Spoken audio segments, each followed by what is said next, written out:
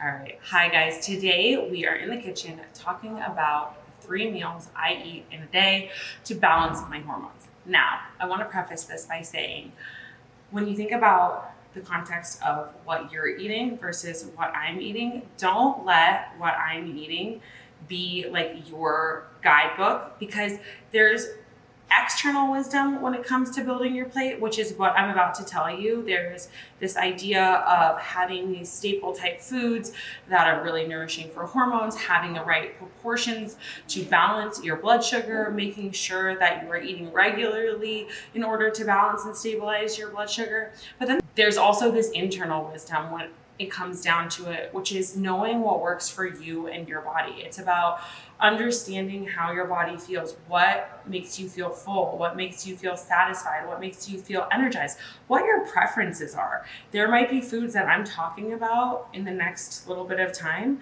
that you're like, I don't like that food. That's your internal wisdom, and you have to listen to that and let that guide you as well. Or I don't feel good when I eat that. A couple hours after I eat that, I feel bloated. You have to listen to your internal wisdom and really understand that that's an important piece of this puzzle too. And so what I'll say is that when you think about going through your day, building your plates, getting your blood sugar stabilized, there are a few important pieces that you want to remember, and we'll talk about as we go through my meals for the day. So I like to start my day by waking up and making a big pitcher of water that has about 40 ounces of water. It's got juiced turmeric and ginger that I put through my slow processor Cravings juicer. It's got a pinch of Celtic sea salt for mineral content. And what minerals are going to do is they're going to help balance your hormones naturally. So they're going to help with your stress hormones, they're going to help with your sex hormones, they're going to help with your metabolic hormones. Things like chromium are going to help stabilize blood sugar throughout the day. Things like magnesium are going to help with your stress hormones. Things like there are so many different minerals that come in this Celtic sea salt blend, and it's all put together. Things like sodium and potassium are going to help with water and fluid balance in your body. I think a lot of people think like, oh, if I eat salt, that's going to make me more puffy. And the reality is that most people aren't getting enough of the right type of salt that is enriched with these types of minerals. You don't want like table salt, you want Celtic sea salt, so that you can, again, help with your sex hormones, you help with your stress hormones, you help with your metabolic hormones. It's an all-around beneficial blend to just put a little tiny pinch into your water. You don't even taste it. So turmeric and ginger, that's going to help with inflammation. Those things are going to help with gut health, which indirectly help with hormonal health. And then I put a tablespoon of apple cider vinegar, which really helps with blood sugar stability before I have breakfast. So I put all of those things into this 40-ounce pitcher of water, which with a few like little drops of monk fruit sweetener. And this is great for supporting your metabolic hormones because it's not going to impact your glycemic index. It's not going to raise your blood sugar because it's a 0 calorie, 0 sugar, all natural sweetener. So I put a few drops of monk fruit just so it tastes really good and nice and sweet. It tastes kind of like a good lemonade. And I try to drink that by noon. Then from there, I make myself a matcha and I'll make some sort of protein-rich breakfast. Now, I think that there's this really big misconception that like I can have 2 eggs for breakfast and that's good. And the reality is, no, it's not for your hormones. You need at least 20 grams of protein to help balance your adrenal hormones, keep your cortisol in a nice humming rhythm, and to keep your blood sugar stable throughout the day. And so anyone out there who is going into breakfast, either skipping breakfast altogether, eating a big bowl of oatmeal, having 1 piece of toast, maybe thinking about going to Starbucks and having some super sugary drink and that counting as your breakfast, that's going to spike your cortisol. It's going to mess with your adrenals and you are going to be hungry in about an hour later. If you're fasting and you're trying to wait until noon and you're a woman, this is going to disrupt the delicate balance of your female hormones that fluctuate over the course of a 28-day period, unless you're postmenopausal, which is a totally different story. But if you are still within your fertile years, you want to be having a really good grounding breakfast that has at least 20 grams of protein. And so what does that look like? A lot of mornings for me, that will be a protein shake that I will put some plant protein, like a full scoop of powder in that has like 24 grams of protein in it. I like to use the JS Health blend, or the Tom Brady one that Chad buys is a really good option too. I will also do like a yogurt bowl. I buy the Kite Hill Greek yogurt. So it's vegan, non-dairy Greek yogurt that has about 17 grams of protein. And then I'll add some nuts and seeds on top of that, which will get me to about 20 grams of protein. Or I'll do about 7, I know that sounds like a lot, or 8 egg whites in order to make myself some sort of like an omelet or a scramble with some green vegetables in it, some sliced tomatoes and avocado, just depending on my mood, how I feel, what sounds good to me that day. So the protein piece is really important. The fiber piece is also really important. 90+% of Americans are not getting enough fiber in their diet. Why is fiber important? Especially for us women, 1 in 3 people walk around with some sort of irritable bowel syndrome, meaning we're having some sort of digestive discomfort going on, whether that's constipation, diarrhea, bloating.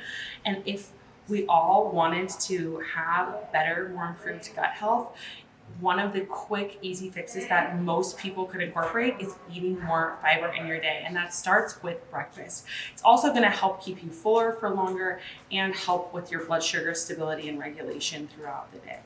And so for me, what does that look like? In my smoothie, I'll throw in some frozen cauliflower. You cannot taste it. It tastes delicious when you blended it with protein and some fruit or some avocado and made it nice and creamy. On my bowl of yogurt with fruit, I will do some flax seeds and some fruit, which is high fiber fruits, things like berries. If I'm going to do a scramble, like I said, I will do that with some chopped up asparagus, some sauteed spinach, maybe some cut up broccoli.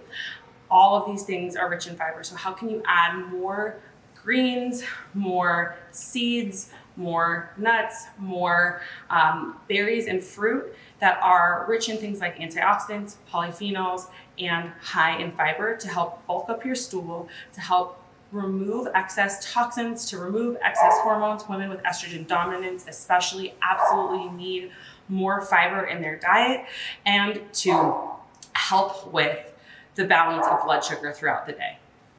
On another note from that point, I will also at breakfast time make myself a matcha. This is like my caffeine source for the day, and I used to be a big coffee drinker. I would be the girl who was fasting or trying to fast, because I would typically break it, until noon, and drinking these big venti Starbucks coffees. It was no wonder that my hormones were an absolute wreck. When it comes to caffeine, you want to make sure that you are 1, hydrating, and 2, getting your blood sugar stable before you jump into caffeine. So even if you're somebody who doesn't want to do matcha, I am having a matcha right now. It's a matcha latte. All I do is I take like half a tablespoon of matcha. I put that into my blender with some homemade almond milk, a little bit of monk fruit, and a pinch of salt, and maybe some cinnamon on some days, just for, again, extra blood sugar stability. Scallion cinnamon is actually really, really great to help stabilize blood sugar. No added sweetener, no added syrups, no added sugar, because that's going to spike up your blood sugar and jack up your stress hormones. It's going to cause imbalances to hormones all around. You really want to try to keep your added sugar intake to less than 20 grams a day, which again, I know can be hard. And it's a really good idea, if you don't have a history with restrictive eating or restricted food, to track at least one day. Track a day and see what your baseline is. Are you getting close to 30 grams of fiber? Are you getting close to less than 20 grams of sugar? Are you getting close to 90 grams of protein? If you're not, you have opportunities to work on these things. And those are just general guidelines that I like to give people. It's not a must, it's not a have to, but if you see that you're at like 65 grams of sugar a day, looks like you've got some work to do in terms of what your diet should look like for more balanced hormones. If you're getting only 20 grams of protein for the whole day, you've got some work to do. So take a look and track. That way you have a baseline for what's right for you. Then from my caffeine, I again make sure that I only am having caffeine after I've hydrated and gotten my first meal of the day in, so that the caffeine is not pulling my blood sugar up unnecessarily, not pulling my stress hormones up unnecessarily, and making me feel more overwhelmed, more anxious, more out of control, and like I have more cravings later on. I typically like to wait at least until 12:30 to have lunch. If I'm hungry and I'm feeling it, I'm gonna have a snack. Obviously, that's again where that internal wisdom comes back in. But if you've had enough protein and fiber and fat at breakfast, your blood sugar curve should be stable enough that you don't need that snack at the office or to head over to, the watering hole and grab a donut. You should be nice and satiated until lunch. So lunch for me is typically some sort of a bowl. This has been this way for me for years. There are days on occasion, once in a while, where I'm really craving a sandwich, but most days I really love a bowl. And a bowl can vary. But again, it comes back to that external wisdom of balancing my plate. It should be a quarter of the plate is protein, half of the plate is low glycemic vegetables. Typically for me, it's some sort of green vegetable. And then a quarter of the plate is some sort of either starchy vegetable or grain. Think sweet potatoes or quinoa or brown rice. And then 2 to 3 tablespoons of a nice healthy fat. Sometimes for me that'll look like a half of an avocado or a nice dressing to drizzle on top of whatever my bowl is. It just depends on the day. So for example, today I had a nice big green salad and then it had a bunch of different veggies on it. So that was half of my plate being that like green low glycemic veggie. I had some shredded meat on top that was mixed with like a nice like salsa-y sauce. Yes, I eat meat these days. For those of you who don't know, this has been like, I think 2+ years since my son Enzo was born. And it's been a really great addition to my diet. I feel much better having red meat once in a while. And then on top of that, I had some beans and some corn, which acted as that like starchy carbohydrate. I really like to have things that are whole food sources of carbohydrate, whole food sources of protein, whole food sources of veggies, whole food sources of fat. I had a half of an avocado in there so that my body knows how to process the ingredients going into it. I'm getting the most bioavailable nutrients that my body can use most readily, and I get the most energy and benefit from. That's really important when it comes to your hormonal health. Your body knows way less how to break down a bar or a bag of chips or a Pop-Tart or something that's out of a package than it does know what to do with real whole food. And so that's also another question that you can get really curious with yourself about is like, how much processed food am I eating a day? Are there ingredients on my boxes like sunflower oil, safflower oil, corn oil, canola oil, soybean oil that are inflammatory and bad for my health? Are there all these excess added sugars, 10 grams of sugar plus per serving of whatever it is that I'm eating out of a package or a box that are negatively contributing to my hormonal health? What is in this bread that I'm making my sandwich out of?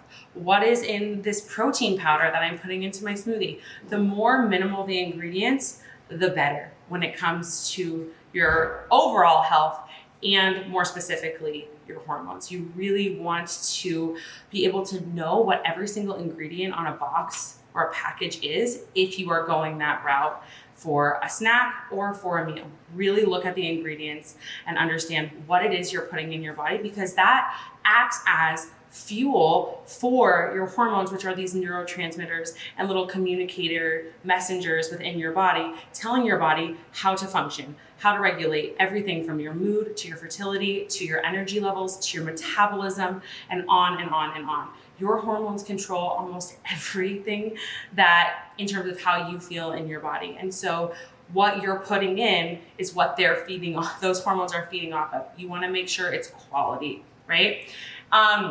So from there, again, I typically wait until dinner. I don't usually do any sort of afternoon snack, except what I will say is After lunch, I always have some sort of like a little sweet tooth that I satisfy with 1 square of dark chocolate. I will do a Chalk Zero dark chocolate square. So these are sweetened with, I think it's monk fruit. It's either monk fruit or stevia, one of the two, which again is like that no glycemic, no sugar source of sweetener. So it tastes really good. It's natural. It's not like a chemical like something like Splenda or Sweet and Low or aspartame like that they're sweetening Diet Coke with. These are natural sweeteners that come from plants, that come from the earth, versus, again, a chemical that's going to completely disrupt your gut health, which will also disrupt your hormones. So I have 1 square of that dark chocolate, and then typically I'm waiting until dinner. Now, dinner gets interesting because my kids don't eat what Chad and I eat for the most part. They are much more plain eaters. They like to eat, again, I feed them whole foods like I feed myself, but they like to eat like potatoes. That's their starch pretty much every night, unless they're having rice or pasta. Broccoli is like, and asparagus, those are the only 2 vegetables they eat. And then ground beef or salmon. Like they're very, very picky.